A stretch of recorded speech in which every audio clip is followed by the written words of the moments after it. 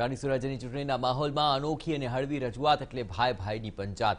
રાજ્યના નાના ગામોની સમસ્યાઓને વાચા આપવા અને લોકોનો અવાજ ચૂંટણીના ઉમેદવારો સુધી પહોંચાડવા ભાઈ ભાઈની ટીમ વિવિધ તાલુકાઓમાં પ્રજાનો મત જાણી રહી છે. હાલ ભાઈ ભાઈની ટીમ પહોંચી છે અમરેલીના સાવરકુંડલા તાલુકાના નેસડી ગામે. તો શું છે નેસડી જિલ્લા પંચાયત વિસ્તારના લોકોની સમસ્યા અને જનતાનો મિજાજ? સાંભળો તેમના જ મુખેથી. ભાઈ ભાઈની ટીમ આવી પહોંચી છે જિલ્લા પંચાયતની નેસડી બેઠક પર.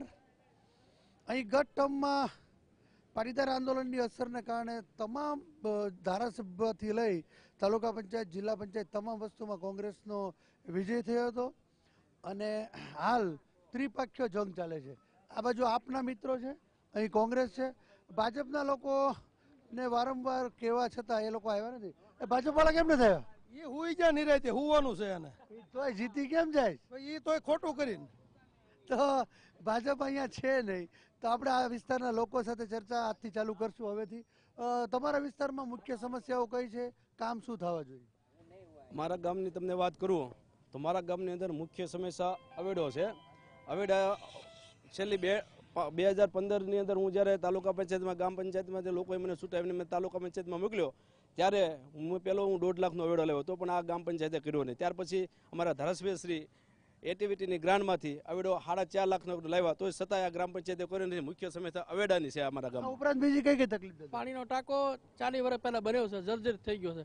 ઉપર છે ઉપર છે એ નવો મળવો જોઈએ એવી સમસ્યા. એક પાણીનો ટાંકો છે, બતાવી દો. આ બહુ ગંભીર બાબત છે. પાછળ જ સ્કૂલ છે. નાના કેટલા બાળકો ભણે છે? 650. તો 650 થી 700 બાળકો જ્યાં ભણતા હોય આ પાણીનો ટાંકો છે. આ વારંવાર કેટલા વર્ષોથી આની રજૂઆત ચાલે? બન્યો છે 40 વર્ષ પહેલા, પણ રજૂઆત 10 વર્ષ ત્યાં કરીએ છીએ છતાં કઈ થયું. દાદા, આ વિસ્તારમાં કેટલા કામ થયા ને ક્યાં થવા જોઈએ? હવે કામ તો કઈ થાય છે, કામ કરો તો થાય. અત્યારે તો ગામમાં કામ ક્યાં છોડ શકાય? ભાજપ કોંગ્રેસ કોઈ કાંઈ નથી કરતું. કાંઈ કોઈ કરતું નથી. હવે તો કોંગ્રેસ માણા વાતો કરે કે કામ કરે તો. તમને પૂછ્યું આ વિસ્તારમાં શું મુખ્ય સમસ્યા?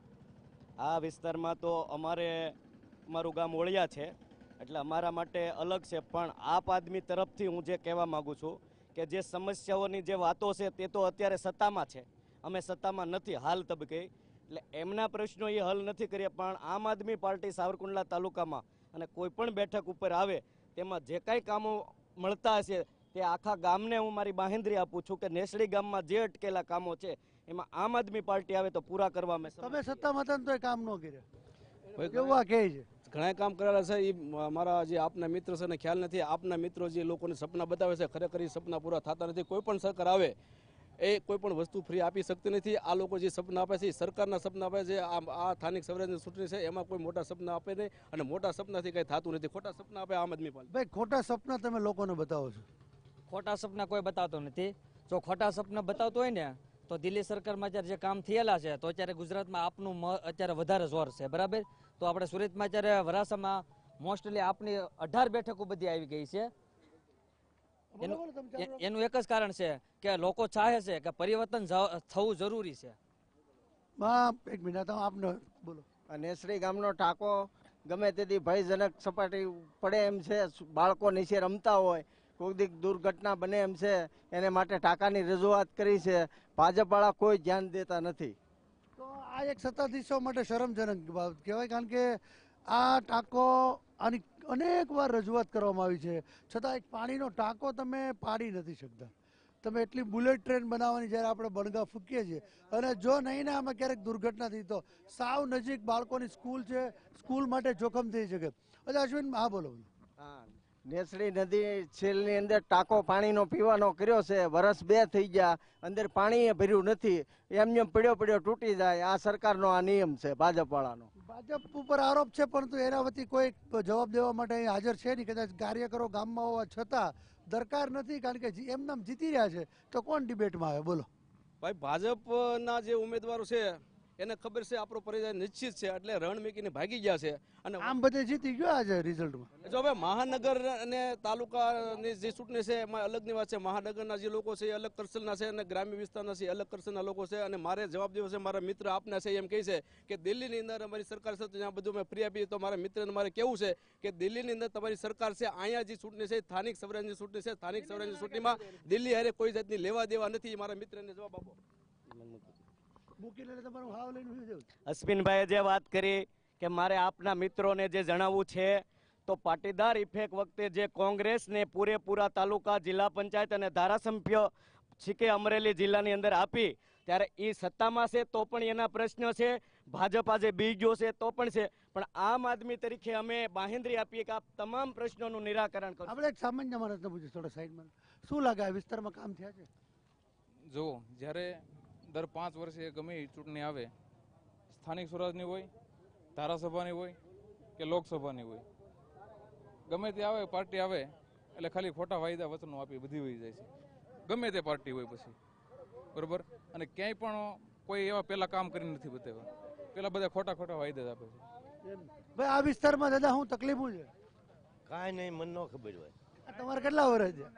બરાબર આપણે અભણ એટલે ન ખબર હોય. ખબર તો કામ થયા જ કે નહીં? કામ તો હવે ફાવે એ કરે ને ગુંજા ભરાર છે ટાણે. કેવી ખબર પડે તમને? સૌથી વધારે એને દાદા ખબર પડે છે. તો વધુ એક મિત્ર દાદા તમને ખબર પડે, તમને ન પડે? અમને ન પડે. આ પાણી ભરવા ક્યાં જાય બધા? પાણીમાં. હાલો આવે, બોલો બોલો બોલો બોલો.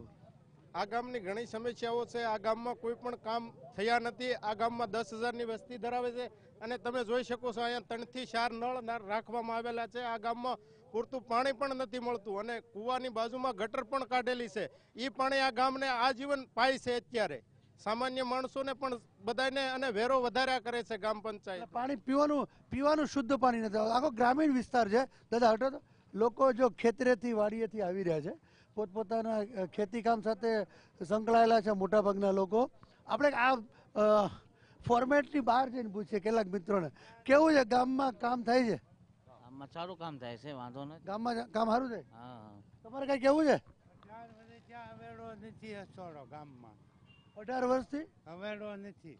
અચ્છા, કૃષિ સાથે સંકળાયેલો વિસ્તાર હોય અને પશુપાલન મુખ્ય વ્યવસાય હોય ત્યારે 18 વર્ષથી આ વિસ્તારમાં એક અવેડો ન બનાવી કે આ ખરેખર અહીં કોંગ્રેસનો ધારાસભ્ય છે, સાંસદ છે બીજેપીના, સ્થાનિક સ્વરાજમાં કોંગ્રેસનું શાસન હતું.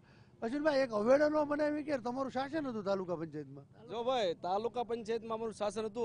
અમારી ફરજ છે ગ્રામ પંચાયત સુધી પહોંચાડવાની અને જે કામ કરવાનું એ સત્તા તમને ખ્યાલ છે ગ્રામ પંચાયતના સરપંચની સત્તા હોય. ગ્રામ પંચાયત સરપંચ કોના છે? સરપંચ ભાજપ પ્રેરિત સરપંચ છે, ભાજપના સરપંચ છે. અમે 1.5 લાખનો પેલા અવેડો લેવા એ ન કર્યો અને અમે જે 4.5 લાખ રૂપિયાનો અવેડો ધારાસભ્ય જે એટીવીટીમાં થયા પ્રતાપભાઈ દુધા હતા એ વેડીને એને ગટર કરી નાખી. તો અમારા વિરોધની ગ્રામ પંચાયત છે એટલે અમારા કામ કરતી નથી ભાઈ. પાણી પીવાનું અહીંયા અશુદ્ધ આવે છે એવું મને એક મિત્રે કીધું. પાણી ખરાબ આવે છે આ વિસ્તારમાં પીવાનું? પાણી તો આ ગટર કાઢેલું એ પાણી આંધું આવે છે. કૂવાની પડખે છે ગટર. વધુ એક મિત્ર આવે, આપણે એમને પૂછીએ મેઇન સમસ્યા શું છે?